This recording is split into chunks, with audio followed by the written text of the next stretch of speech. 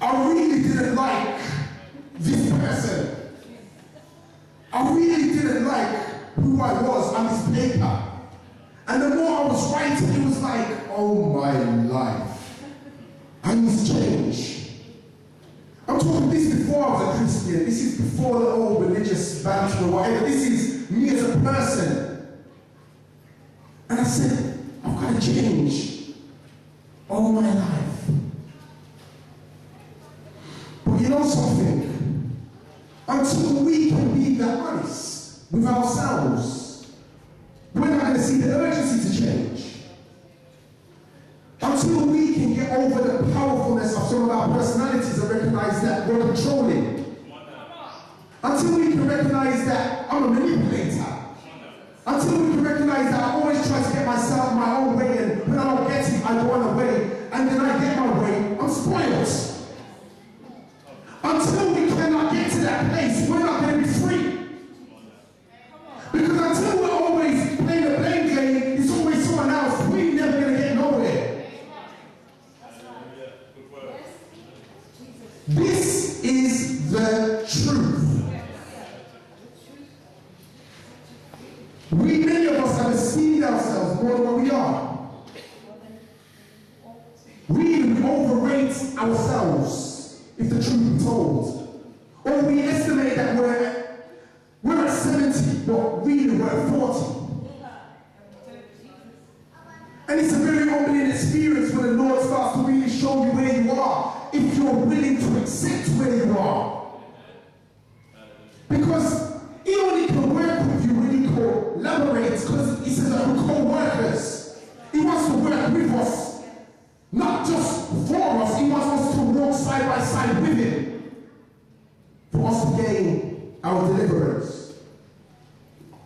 Now it's very important because I looked at this scripture and it says love covers a multitude of sins. Love covers a multitude of sins. We know that the love of the cross covered the world. The love of God covers us. But our love of ourselves can cover our shortcomings as well. Because when you look at that word sins, in the Greek, I'm not going to go into too much, but it talks about faults. It talks about missing the mark. And we miss the mark. But if we're not truthful about missing the mark, how can we even truly accept who we are? God wants to be with us in spirit and in truth.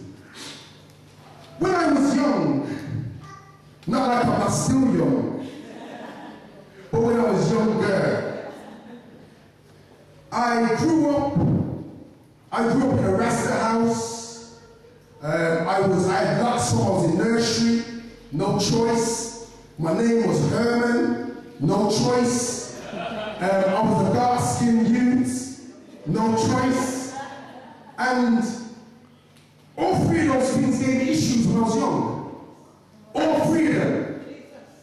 You know, I was so different, you know. The kids would say, oh, look at your hair, worms, snakes.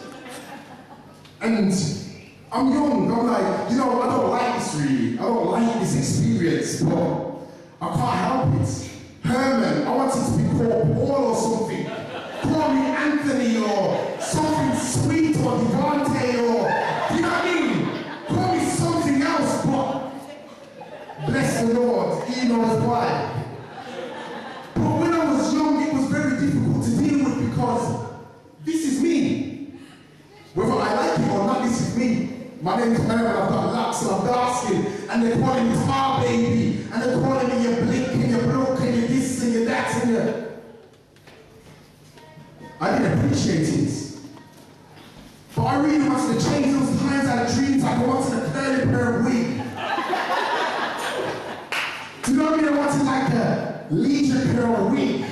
Do you know what I mean? To look like soul glowing coming to America like. These are my own little think about. I'm like 7 or 8. I'm thinking like this shows you there's issues.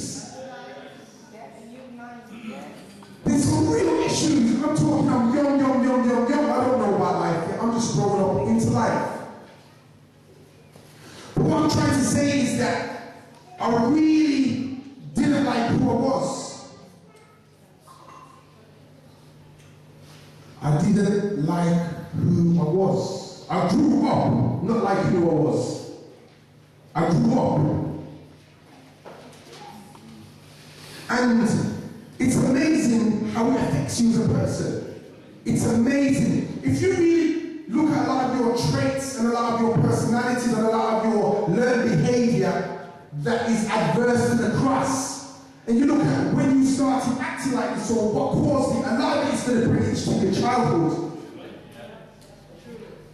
A lot of it is going to bring you to your childhood, whether you like it or not, whether you had power or you never had power, whether you had choice or you never had choice. It's going to bring you to when you was a child. And many of those strongholds have been established from your childhood. So you know when God's coming for those areas, it's going to hurt.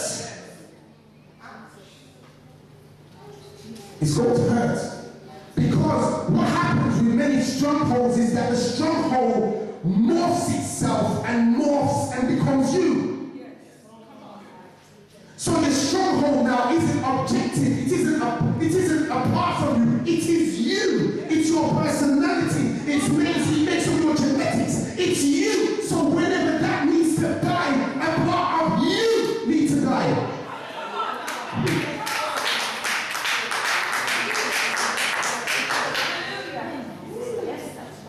Now you have to really realize dying is not enjoyable.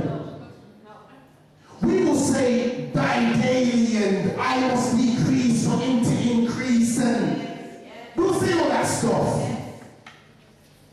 But when it takes time to say you need to go on that cross, trust me, you ain't going to agree with it. And parts of your unregenerated mind are going to rationalize to say, nah, there's another way. We're going to be real. Like, if we're not going to really address this thing, people are going to be the same. And I know there's change in this place. Because the lights are switching on, and that's revelation. Let's quickly go to Psalms 139, verse 13 to 15.